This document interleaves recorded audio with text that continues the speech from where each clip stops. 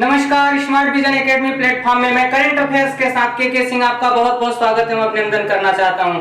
तो दोस्त बताएं कैसे हैं आप लोग। हम उम्मीद करते हैं कि आप बहुत अच्छे होंगे और करंट अफेयर्स की तैयारी आप बहुत अच्छे से कर रहे होंगे स्मार्ट विजन एकेडमी प्लेटफॉर्म परिवार के साथ। और आगामी एग्जाम जैसे आप देखेंगे सीटेट, यूपीपीसीएस के माध्यम से होने वाला बीईओ का एग्जाम और कई अन्य एक दिवसीय परीक्षाएं और साथ में यूपीपीएससी का एग्जाम लगा हुआ है, डेट लगे हुए हैं और साथ में आप देखेंगे यूपीएससी का भी डेट लगा हुआ है। उसी क्रम को ध्यान में रखते हुए हम आप प्रश्नोत्तर भाग में आपके साथ कुछ क्वेश्चन को लेकर आए हैं जो आपके आगामी एग्जाम में हूबहू वहीं से हो सकते हैं क्वेश्चन।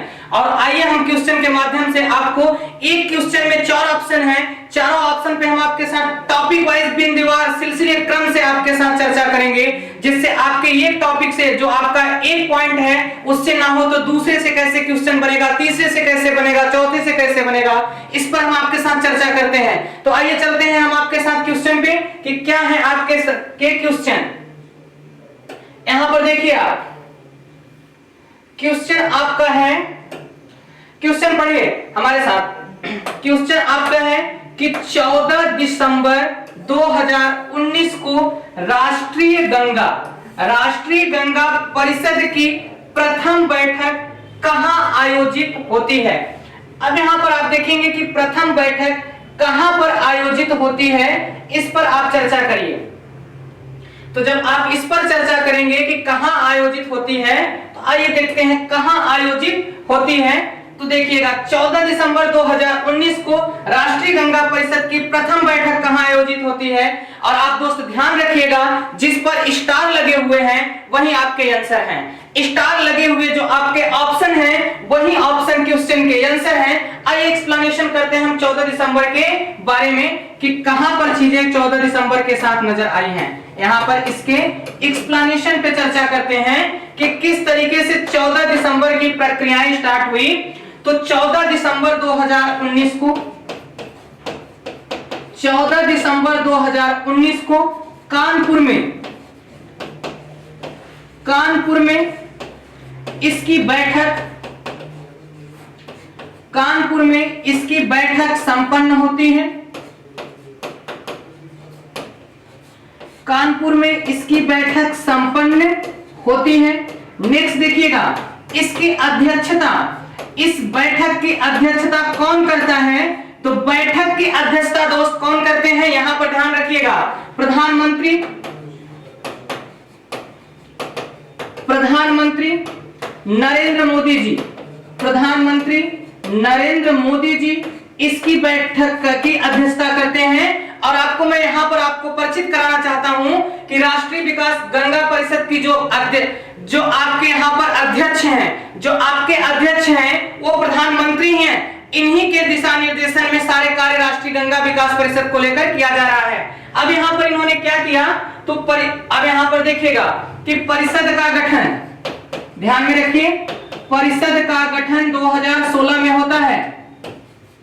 परिषद का गठन 2016 में। अब क्वेश्चन आपसे पूछता है कि परिषद का गठन कब हुआ, तो आप दोस्त क्या आंसर लगाएंगे, परिषद का गठन 2016 में होता है। अब यहां पर देखिएगा आप कि 14 दिसंबर 2019 को इसकी बैठक कहां संपन्न होती है। इसकी बैठक कहां संपन्न होती है, कानपुर में। अध्यक्षता किसने किया, तो प्रधानमंत्री के दिशा निर्देश अनुसार ही राष्ट्रीय गंगा विकास परिषद का कार्य होता है। कि इसकी अध्यक्षता कौन किया था, तो भारतीय प्रधानमंत्री नरेंद्र मोदी जी इसकी अध्यक्षता करते हैं। नेक्स्ट देखिएगा इसका कुछ और कार्य है। तो इसमें आप देखेंगे गंगा एवं उसकी सहायक नदियों, गंगा एवं इसकी सहायक नदियों को भी ध्यान में रखा जाएगा। गंगा एवं गंगा की सहायक जितनी नदियां हैं, जैसे गंगा की सहायक नदी यमुना, गंगा की सहायक नदी सोन, इन सब नदियों को के भी बेसिन को स्वच्छ किया जाएगा। ये राष्ट्रीय गंगा मिशन का उद्देश्य है। तो आपके सामने यहां पर इस क्वेश्चन का एक्सप्लेनेशन रहा। आइए नेक्स्ट क्वेश्चन पे चलते हैं आपके साथ हम। तो अब आप देखिएगा नेक्स्ट क्वेश्चन। तो नेक्स्ट क्वेश्चन है दिसंबर 2019 में, दिसंबर 2019 में पहला वैश्विक नेशनल, आप क्या कह सकते हैं, वैश्विक को ग्लोबल। पहला ग्लोबल या पहला वैश्विक रिफ्यूजी फोरम, पहला वैश्विक रिफ्यूजी फोरम कहां संपन्न हुआ? तो अब ध्यान में रखना दोस्त कि पहला वैश्विक रिफ्यूजी फोरम कहां संपन्न होता है, इस पर हम आपके साथ चर्चा करने जा रहे हैं कि पहला वैश्विक फोरम रिफ्यूजी कहां संपन्न होता है। तो ध्यान में रखना कि इसका पहला जो आपका है आंसर लगा हुआ है आपके सामने जिनेवा, अर्थात दिसंबर 2019 में पहला वैश्विक रिफ्यूजी फोरम संपन्न होता है जिनेवा, और जिनेवा जो है वो है स्विट्जरलैंड में, स्विट्जरलैंड में ये संपन्न होता है। अब यहां पर आप ध्यान रखना कि स्विट्जरलैंड के जिनेवा में दिसंबर 2019 में पहला वैश्विक रिफ्यूजी फोरम संपन्न होता है। तो अब यहां पर देखेंगे कि यह संयुक्त राष्ट्र का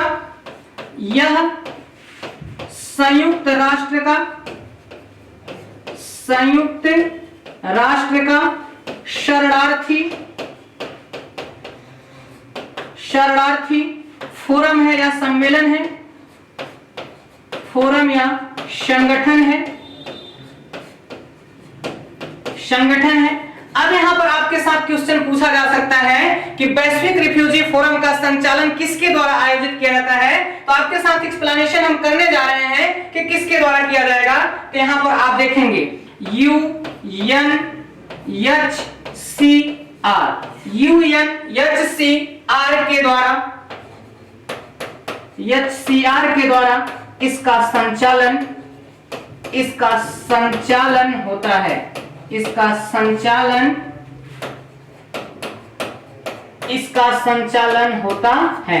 अब यहां पर आपसे क्वेश्चन पूछा गया कि पहला वैश्विक ग्लोबल फोरम कब संपन्न हुआ, तो दिसंबर 2019 में संपन्न हुआ, पहला क्वेश्चन। दूसरा क्वेश्चन यहां पर बनाया जा सकता है कि पहला वैश्विक फोरम कहां संपन्न हुआ, तो जिनेवा, जो कहां है, स्विट्जरलैंड। अब तीसरा क्वेश्चन इसमें बन सकता है कि किसके द्वारा संचालित होता है, तो UNHCR जो एक एजेंसी है, इसके द्वारा क्या होता है, इसका संचालन संपन्न होता है। तो फ्रेंड्स यहां तक बिल्कुल ठीक होंगे हम दोस्त। उम्मीद करते हैं कि आपको पूरी चीजें क्लियर हो रही हैं। एक क्वेश्चन के साथ साथ 3 क्वेश्चन तैयार हो रहे होंगे। इस उम्मीद के साथ स्मार्ट विजन प्लेटफॉर्म में ऑनलाइन परिवार में सभी सदस्य आपको सिलसिलेवार क्रम से अभी जो हम लोग प्रीवियस ईयर का पेपर भी आपके साथ लेकर उपस्थित होने वाले हैं। जल्द ही आप इंतजार करिएगा, हम वहां भी पहुंचेंगे और आपको सिलसिले क्रम से सारी चीजें डिलीवर कराएंगे। आप बस धैर्य के साथ स्मार्ट विजन एकेडमी प्लेटफॉर्म पर जुड़ जाइए। अब यहां से देखिएगा, आगे नेक्स्ट क्वेश्चन पे चलते हैं हम।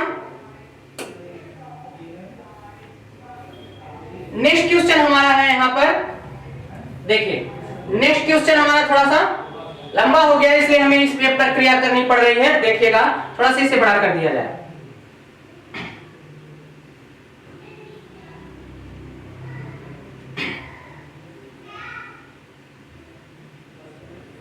तो देखिएगा यहां पर क्वेश्चन आपका है कि 12 दिसंबर, समय क्या है, 12 दिसंबर 2019 को अमेरिका की प्रतिष्ठित पत्रिका, ध्यान में रखिएगा ये क्वेश्चन पूछा जा सकता है, फोर्ब्स नामक पत्रिका का संचालन किस देश के द्वारा किया जाता है। तो जस्ट आपका आंसर क्या होना चाहिए, अमेरिका के द्वारा इसका संचालन होना चाहिए। अब देखिएगा, प्रतिष्ठित पत्रिका फोर्ब्स द्वारा विश्व की 100 सर्वाधिक शक्तिशाली महिलाओं की सूची 2019 जारी की गई है। इसमें किसे शीर्ष स्थान प्राप्त हुआ है, ये आपके क्वेश्चन है स्क्रीन पर। किसे पहला स्थान प्राप्त हुआ है। अब ध्यान रखिएगा, जो फोर्ब्स अमेरिका की एक पत्रिका है, ये सिर्फ हर साल 100 शक्तिशाली महिलाओं को, हर देश, विश्व के सभी देशों से शक्तिशाली महिलाओं का आकलन करता है और उसमें से 100 शक्तिशाली महिलाओं का चुनाव करता है और उनको सीक्वेंस वाइज 1 by 1 करके 100 तक रखता है। तो पहला, दूसरा, तीसरा, और हम इंडिया के हैं, तो इंडिया को कौन सा स्थान किस महिला को मिला है, किस फीमेल को मिला है, इस पर भी क्वेश्चन बनते हैं। तो आइए दोस्त यहां पर हमारे साथ, तो क्वेश्चन आपके साथ है। तो पहला ऑप्शन है क्रिस्टीन लैगार्ड, दूसरा ऑप्शन है एंजेला मर्केल, और तीसरा ऑप्शन आपका है नैन्सी पेलोसी, और चौथा ऑप्शन है निर्मला सीतारमण। चौथा ऑप्शन आपका क्या है, निर्मला सीतारमण। तो यहां पर आप देखिएगा कि आपका जो आंसर होगा क्वेश्चन का वो तो होगा एंजेला मर्केल। एंजेला मर्केल को 100 शक्तिशाली 2019 में 100 शक्तिशाली महिलाओं में पहला स्थान मिला है। दोस्त जैसे ही 2020 के 100 शक्तिशाली महिलाओं की सूची आएगी वैसे ही आपके तक हम उपस्थित होकर वहां तक डिलीवर करा देंगे। पहले एग्जाम नजदीक है तो आपको वहां के आंकड़े भी ध्यान में रखने होंगे जो आपके लिए इंपॉर्टेंट है। तो आइए देखते हैं एंजेला मर्केल के साथ साथ भारत के बारे में। आइए इसके एक्सप्लेनेशन पे चलते हैं। तो ये एक्सप्लेनेशन है ब्रिटिश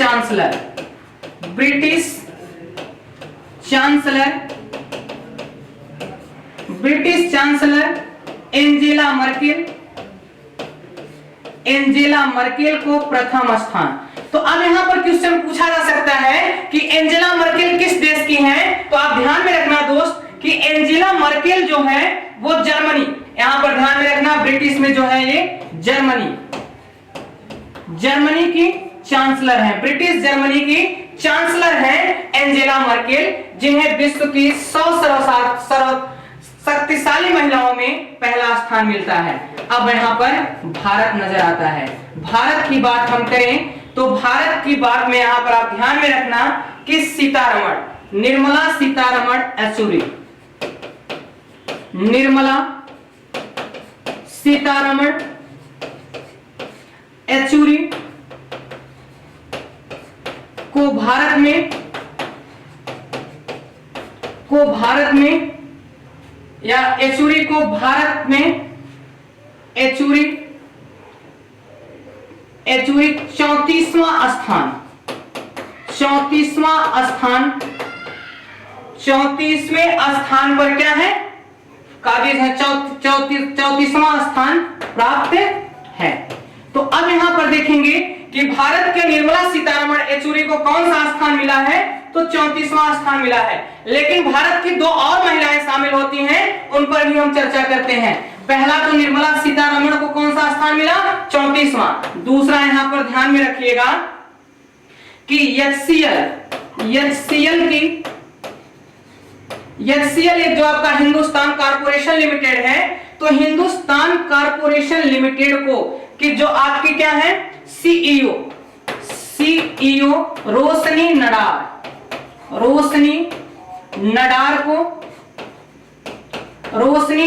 को कौन सा स्थान मिलता है?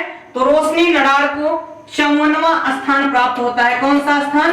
54वां स्थान प्राप्त होता है। अब यहां पर आपने देखा कि निर्मला सीतारमण येचुरी को 34वां स्थान और एचसीएल की सीईओ रोशनी नडार को 54वां स्थान प्राप्त होता है 100 शक्तिशाली महिलाओं की सूची में। थोड़ी सी बातें और इस पर करते हैं हम आपके साथ। तो देखिएगा इसमें तीसरा पॉइंट आपके साथ देखते हैं कि तीसरा पॉइंट क्या जुड़ता है? तो जैव प्रौद्योगिकी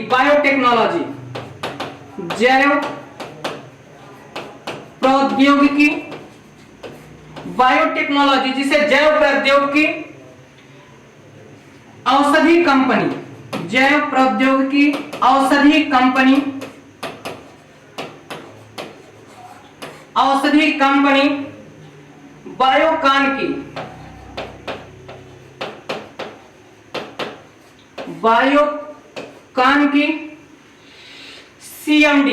बायोकॉन की सीएमडी किरण मजूमदार, इनका नाम याद रखना दोस्त। किरण मजूमदार को कौन सा स्थान मिलता है? तो किरण मजूमदार को 65वां स्थान प्राप्त होता है, 65वां स्थान प्राप्त होता है। तो आप यहां पर देखा दोस्त कि इनकी सूचियों में आपने यहां पर देख लिया पूरी तरीके से कि 12 दिसंबर 2019 को अमेरिका की प्रतिष्ठित पत्रिका फोर्ब्स द्वारा विश्व की 100 शक्तिशाली देशों की सूची में शामिल किया गया। तो इनमें पहला स्थान एंजेला मर्केल को किसे मिला? तो पहला स्थान मिला एंजेला मर्केल को। 34वां स्थान मिलता है भारत की सीतारमण येचुरी को, और उसके बाद आप देखेंगे 54वां स्थान मिलता है किसको है? रोशनी नडार को, और 65वां स्थान मिलता है किरण मजूमदार को। तो ये 3 भारतीय महिलाएं हैं जो विश्व की 100 सर्वशक्तिशाली महिलाओं की सूची में शामिल हो चुकी हैं। तो भारत के 3 लोग हैं, 3 महिलाएं हैं, इन्हें महिला सशक्तिकरण के रूप में आपको देखना चाहिए और गौरवान्वित महसूस होना चाहिए कि भारत भी कभी भी महिलाओं को लेकर पीछे नहीं है। जो हमारी यह दृष्टि है उसे बाहर निकालकर इनको आगे बढ़ाने का एक मौका भी देना चाहिए। आइए आगे चलते हैं हम। आगे देखिए क्वेश्चन। तो क्वेश्चन आप देखेंगे तो क्वेश्चन आपका है कि हाल ही में इसरो ने रीसेट 2BRI के साथ 9 वाणिज्यिक, ध्यान में रखना कि क्वेश्चन पूछा जा सकता है कि इसरो ने रीसेट 2BRI के साथ कितने वाणिज्यिक उपग्रहों को भेजा था। तो 9 वाणिज्यिक उपग्रहों को सफल प्रक्षेपण किया। इससे संबंधित निम्न कथनों पर विचार कीजिए। आइए कथनों पर विचार करते हैं हम आपके साथ।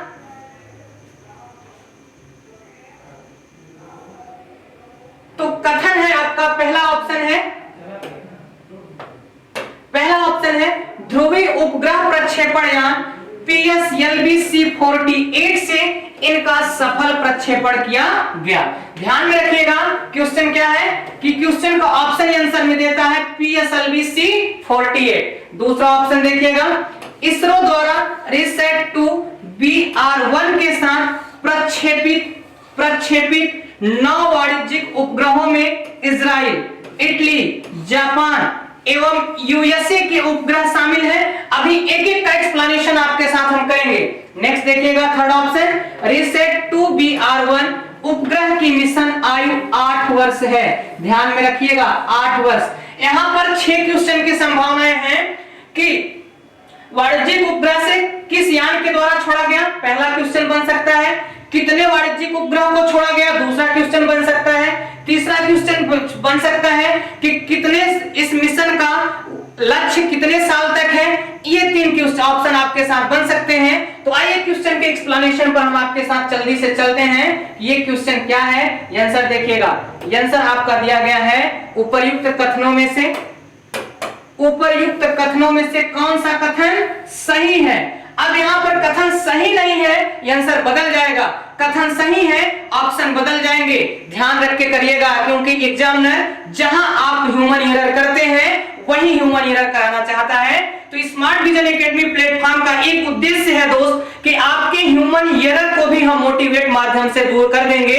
यहाँ पर आप समस्याओं का निदान आपको त्वरित हो जाएगा। तो आइए यहाँ पर देखें, पहला ऑप्शन केवल 1 एवं 2, दूसरा ऑप्शन केवल 2 एवं 3, तीसरा ऑप्शन 1 एवं 3 और चौथा ऑप्शन उपर्युक्त सभी। अब आपको चुनाव करना है। आइए एक्सप्लेनेशन करते हैं और आप स्वतः चुनाव कर लेंगे इन क्वेश्चन के आंसर का। एक्सप्लेनेशन को देखिए हमारे साथ यहाँ पर। एक्सप्लेनेशन देखिए यहाँ पर, और एक्सप्लेनेशन में पहला एक्सप्लेनेशन हम आपके साथ कर रहे हैं कि ये किस तरीके से एक्सप्लेनेशन के साथ आगे बढ़ेंगे हम। तो देखिएगा 11 दिसंबर 2019 को भारतीय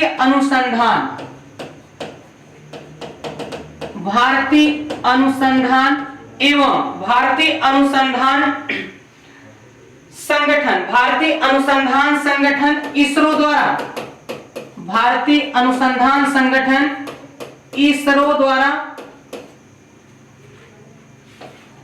इसरो द्वारा PSLV जिसे आप पोलर सैटेलाइट लॉन्च व्हीकल्स के नाम से जानते हैं। PSLV C48 के द्वारा C48 से संचालित किया गया, से छोड़ा गया। अब यहां पर आपने देखा कि पहला ऑप्शन में पूछा गया है कि किस यान के द्वारा छोड़ा गया, तो PSLV C48 के द्वारा छोड़ा गया। तो पहला ऑप्शन सही। दूसरा एक्सप्लेनेशन करिए, दूसरे ऑप्शन की तरफ बढ़े हम। तो इसमें आप देखेंगे कि इसकी जो वजन है, इस उपग्रह की जो वजन है वो 628 केजी है। 628 किलोग्राम का वजन लेकर PSLV C48 यान अपने उपग्रह प्रक्षेपण केंद्र पर पहुंच चुका, सफल परीक्षण हुआ। तो ये इसका वजन कितना है? 628 केजी। ध्यान में रखिएगा, इसमें 9 वाणिज्यिक उपग्रह छोड़े गए हैं। 9 वाणिज्यिक उपग्रह छोड़े गए हैं। 9 वाणिज्यिक उपग्रह छोड़े गए हैं। उसके बाद यहां पर देखेंगे कि 9 वाणिज्यिक उपग्रहों में आप ध्यान में रखिएगा कि ये 9 वाणिज्यिक उपग्रह में किस किस देश से हैं, तो देशों का नाम और कितने उपग्रह किस देश के हैं वो भी हम आपके साथ एक्सप्लेनेशन में देते हैं। तो देखेंगे इजराइल का एक उपग्रह है। नेक्स्ट देखेंगे जापान का एक उपग्रह है। तो आप यहां पर देख रहे हैं हमारे साथ, इजराइल हो गया, एक उपग्रह दिया, जापान का एक उपग्रह है, और उसके बाद इजराइल आपने देख लिया, जापान देख लिया, इटली का भी एक उपग्रह है। इटली का भी कितना उपग्रह है? एक उपग्रह है। अभी आपको 6 उपग्रह और देखने हैं कि किस देश का छोड़ा गया। तो ये छठा है यूएसए। यहां पर ध्यान रखिएगा, यूनाइटेड स्टेट ऑफ अमेरिका, जिसे आप 6 उपग्रह अर्थात 1 2 3 6 9 वाणिज्यिक उपग्रह छोड़े गए PSLV C48 यान के द्वारा, जिसमें इजराइल का एक उपग्रह, जापान का एक उपग्रह, इटली का एक उपग्रह और यूएसए का 6 उपग्रह। तो टोटल कितने हो गए? 9 उपग्रह हो गए। लेकिन यहां पर तीसरा जुड़ता है कि इसका जो आप यहां पर देखेंगे कि यह कितने साल का, तो इसका मिशन आयु यहां पर ध्यान में रखिए, ये वजन था। अब हम आपके साथ चर्चा करते हैं इसकी मिशन आयु। तो मिशन आयु कितने वर्ष की है? तो मिशन आयु 5 वर्ष की है। मिशन आयु 5 वर्ष की है। और ऑप्शन में क्या दिया है? मिशन की आयु वर्ष 8 है। तो इसी 8 को ध्यान में रखिएगा। तो मिशन की आयु वर्ष कितनी है? 5 वर्ष। अब क्वेश्चन के आंसर पे चलते हैं, एक बार रिकैप कराते हैं। 11 दिसंबर 2019 को इसरो ने PSLV C48 के द्वारा इसे छोड़ा। वजन कितनी थी इस उपग्रह की? तो 628 किलोग्राम। मिशन की आयु कितनी है? 5 वर्ष। 9 वाणिज्यिक उपग्रह को छोड़े गए जो 4 देशों के द्वारा हैं, इजराइल का एक, जापान का एक, इटली का एक और यूएसए का 6। तो टोटल 9 वाणिज्यिक उपग्रह। आइए फ्रेंड्स क्वेश्चन पे चलते हैं और आंसर अपने आप दीजिएगा। आंसर आप अब हमें आंसर बताने की जरूरत नहीं होगी। देखिएगा आंसर के ऑप्शन पे चलिए। देखिए वाणिज्यिक, यहां पर देखिए ध्रुवीय उपग्रह प्रक्षेपण यान PSLV C48 से इसका सफल प्रक्षेपण किया गया। तो किया गया, आंसर क्या है? राइट है। नेक्स्ट देखिए, इसरो द्वारा रिसेट 2BR1 के साथ प्रक्षेपित, यहां पर ध्यान रखिए, प्रक्षेपित 9 वाणिज्यिक उपग्रहों में से इजराइल, इटली, जापान एवं यूएसए 4 देशों के 9 उपग्रह छोड़ दिए गए। जहां से आप देखेंगे इजराइल के 1, इटली के 1, जापान के 1 और यूएसए के 6 उपग्रह भी हमने एक्सप्लेनेशन पे आपको चर्चा किया। तो यहां पर देखिए ये भी आपके साथ बिल्कुल सही नजर आ रहा है। अब तीसरा ऑप्शन पे चलिए। तीसरा ऑप्शन आपके साथ स्क्रीन पे है कि देखिएगा यहां पर रिसेट 2BR1 उपग्रह की मिशन आयु कितनी है? 8 वर्ष दिया है ऑप्शन में। तो दोस्त अभी हमने आपको क्या बताया? 8 वर्ष के स्थान पर क्या देंगे आप? तो 8 वर्ष के स्थान पर 5 वर्ष देंगे। तो अब ऑप्शन का चुनाव करें, कौन सा कथन सही है? तो सही कथन में केवल 1 और 2 शामिल होगा दोस्त, तीसरा शामिल नहीं होगा, क्योंकि तीसरा 8 वर्ष दे रहा है और मिशन की आयु वर्ष कितनी है? 5 वर्ष। कौन सा कथन सही है? और यहाँ पर आंसर होता कौन सा कथन सही नहीं है? तो केवल 3 ऑप्शन ही, तीसरा ही सही होता, 1 और 2 क्या होते? गलत हो जाते हैं। तो मल्टीपल ऑप्शन में आप ध्यान में रख के ही आंसर को दीजिएगा। और अब अभावी जो एग्जाम हो रहे हैं, विगत वर्षों को ध्यान में रखा जाए तो सभी एग्जाम क्या हुए हैं? कहीं ना कहीं मल्टीपल ऑप्शन में ही हुआ है। तो आइए चलते हैं हम आपके साथ नेक्स्ट क्वेश्चन पे। नेक्स्ट क्वेश्चन देखिए आप स्क्रीन पे। नेक्स्ट क्वेश्चन है आपका हाल ही में, नेक्स्ट क्वेश्चन आपका है कि हाल ही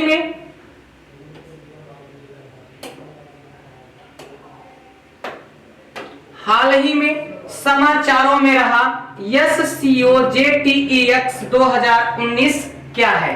अब यहां पर इसको बताएंगे कि ये SCOJEX क्या है, इस पर हम आपके साथ बात करने जा रहे हैं। तो देखिएगा, देखिए यहां पर ये आप इसका पहले हमसे एक्सप्लेनेशन कर लीजिए, फिर हम आपके साथ यहां पर ऑप्शन पे चर्चा आएंगे। इसके एक्सप्लेनेशन पे आप देखें तो यह संयुक्त शहर एवं भूकंपीय खोज एवं राहत अभ्यास है। इसका एक्सप्लेनेशन देखें, 4 से 7 नवंबर 2019, 4 से 7 नवंबर 2019 के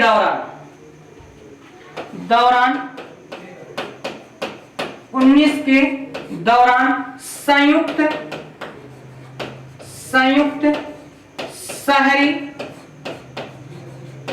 शहरी भूकंपी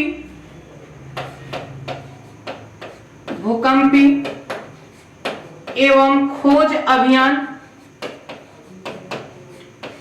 अभियान का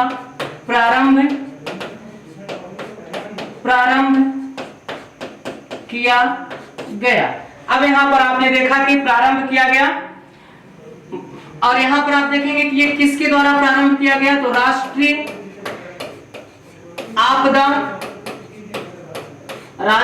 आपदा एवं मोचन विभाग के द्वारा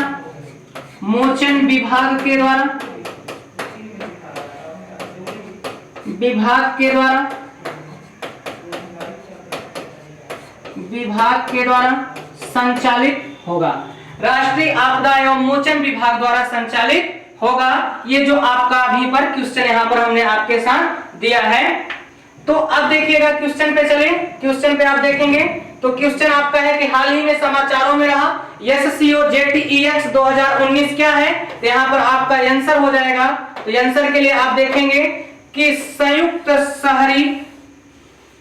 संयुक्त शहरी खोज एवं राहत अभ्यास को हाल ही में समाचारों में SCOJEX 2019 के नाम से जाना जाता है। आइए नेक्स्ट क्वेश्चन पे चलते हैं। नेक्स्ट क्वेश्चन आपका है स्क्रीन पे, हाल ही में, यहां पर देखिए, हाल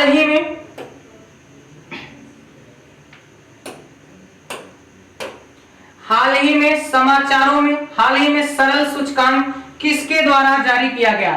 तो सरल सूचकांक किसके द्वारा जारी किया जाता है, इसके बारे में हमें आपके साथ चर्चा करना है। तो देखिएगा, इस पर हम आपके साथ कुछ एक्सप्लेनेशन भी करेंगे, उसके बाद क्वेश्चन पे आ जाएंगे।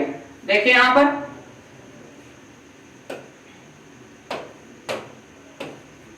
इस एक्सप्लेनेशन पे चलिए। तो ये है आपका नवीन एवं नवीकरणीय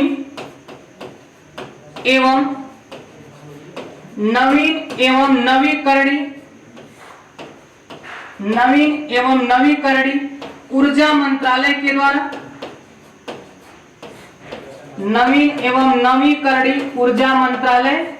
के द्वारा शक्ति सस्टेनेबल, आप यहां पर देखेंगे शक्ति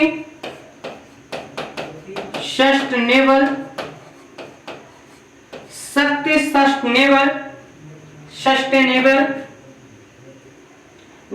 एनर्जी फाउंडेशन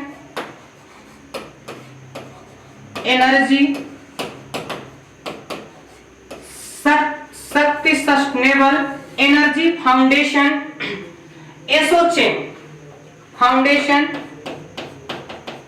एसोचैम तथा अर्नेस्ट एंड यंग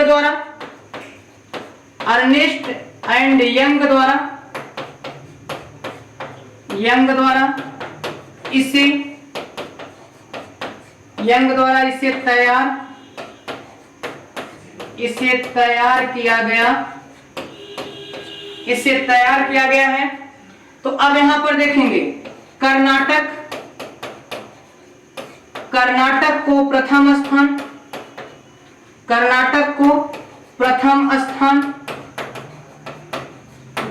तेलंगाना को द्वितीय स्थान और गुजरात को तृतीय स्थान प्राप्त होता है।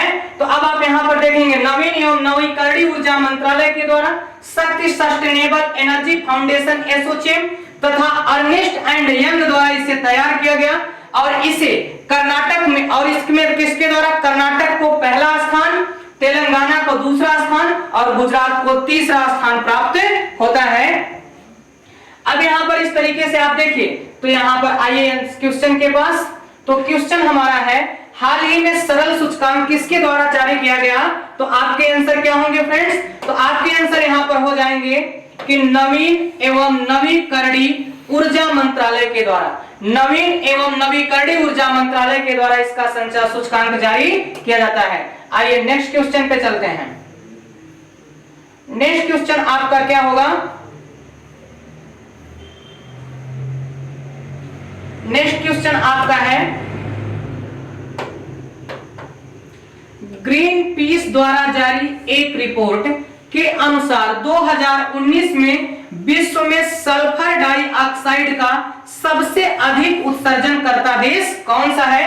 ऑप्शन देखिएगा तो ऑप्शन में आपका है भारत, ऑप्शन में आपका है कि भारत, चीन, यूएसए और ब्राजील, ये आपके आंसर में है।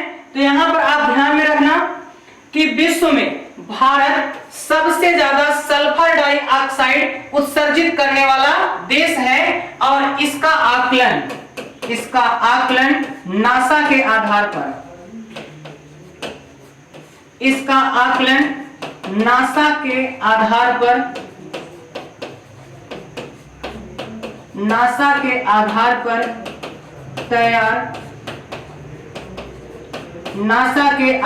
पर तैयार किया जाता है। किसके आधार पे, नासा के आधार पे इसका आकलन होता है। अब आइए नेक्स्ट क्वेश्चन पे हम आपके साथ चलते हैं कि नेक्स्ट क्वेश्चन हमारा क्या होगा।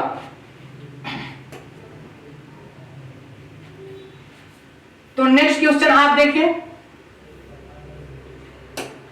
नेक्स्ट क्वेश्चन हमारा है कि वन्य जीवों और वनस्पतियों के संकटग्रस्त प्रजातियों के अंतरराष्ट्रीय व्यापार पर कन्वेंशन के पक्षकारों का 18वां सम्मेलन हाल में कहां आयोजित किया गया। हाल में कहां आयोजित किया गया है, इस पर आप देखिएगा कि हाल में कहां आयोजित किया गया। तो देखिए पहला ऑप्शन है आपका पेरिस, पहला ऑप्शन पेरिस, दूसरा ऑप्शन नई दिल्ली और तीसरा ऑप्शन कोलंबो, चौथा ऑप्शन जेनेवा। तो आंसर क्या है, जेनेवा में सिटीज का सम्मेलन आयोजित किया गया और जो 18वां सम्मेलन था, ये कौन सा सम्मेलन था, तो 18वां सम्मेलन था, 18वां सम्मेलन था। जेनेवा कहां है, तो आपको पता होना चाहिए कि जेनेवा जो है वे स्विट्जरलैंड में है, स्विट्जरलैंड में जेनेवा अवस्थित है जहां 18वां सम्मेलन आयोजित हुआ। सिटीज को ध्यान में रखकर, वन्य जीव प्रजातियों को ध्यान में रखकर। आइए नेक्स्ट क्वेश्चन पे चलते हैं। नेक्स्ट क्वेश्चन आपका है कि हाल ही में लागू हुए मोटर वाहन संशोधन अधिनियम 2019 ने पूर्व के किस अधिनियम को संशोधित किया। तो ध्यान में रखिएगा कि किसको पूर्व में संशोधित किया, तो यहाँ पर आंसर आपका है मोटर वाहन अधिनियम 1988, मोटर वाहन अधिनियम 1998, मोटर वाहन, ये वाहन नहीं होगा दोस्त, थोड़ा सा मिस्टेक है प्रिंट में, यहाँ पर है मोटर वाहन होगा, इसे ध्यान में रखना है आप, मोटर वाहन होगा, ये वाहन नहीं होगा, मोटर वाहन, मोटर वाहन। तो अब आप यहां पर देखिए कि मोटर वाहन अधिनियम 1988 को क्या किया गया है, परिवर्तित किया गया है और इस 1988 को परिवर्तित करके ऐसा काम किया गया है। नेक्स्ट क्वेश्चन पे चलिए। तो नेक्स्ट क्वेश्चन हमारा है, नेक्स्ट क्वेश्चन है प्रधानमंत्री कर्मयोगी मानधन योजना किसके कल्याण हेतु जारी की गई है। तो यहाँ पर किसके कल्याण की बात करता है, तो यहाँ पर आइए हमारे साथ इसके एक्सप्लेनेशन पर चर्चा हम आपसे करते हैं। इसकी एक्सप्लेनेशन पे जब हम चर्चा करेंगे तो कर्मयोगी मानधन योजना, कर्मयोगी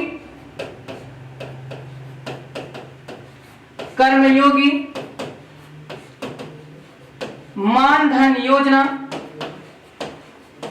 योजना छोटे व्यापारियों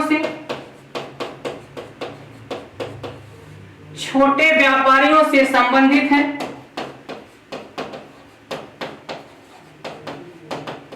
छोटे व्यापारियों से संबंधित है, इसका पहला। दूसरा पॉइंट इसमें देखिएगा कि इसमें 1.5 करोड़ और यह मासिक पेंशन, इसमें देखिएगा मासिक पेंशन की सुविधा, मासिक पेंशन की सुविधा प्रदान की गई है। मासिक पेंशन की सुविधा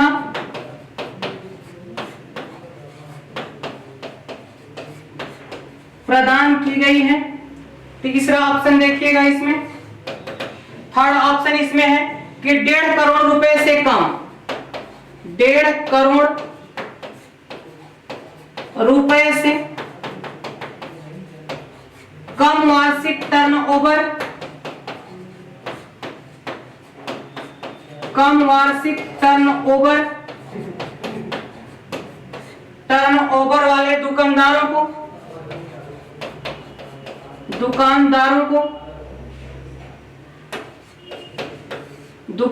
को शामिल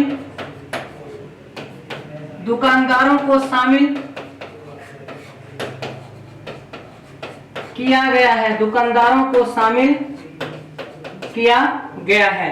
यहाँ पर इस तरीके से आज आपके लिए इंपॉर्टेंट जो 10 क्वेश्चन थे उस पर हमने चर्चा किया है। इस तरीके से नेक्स्ट प्रश्न उत्तर भाग में हम आपके साथ मिलेंगे कल। तब तक के लिए हमें इजाजत दीजिए। पढ़ते लिखते रहिएगा, कमेंट्स करते रहिएगा, स्मार्ट विजन एकेडमी प्लेटफॉर्म के साथ बने रहिएगा। आपके सहयोग के लिए हम अपेक्षित हैं। तब तक के लिए हमें इजाजत दीजिएगा। नमस्कार, बेस्ट ऑफ लक, जय हिंद।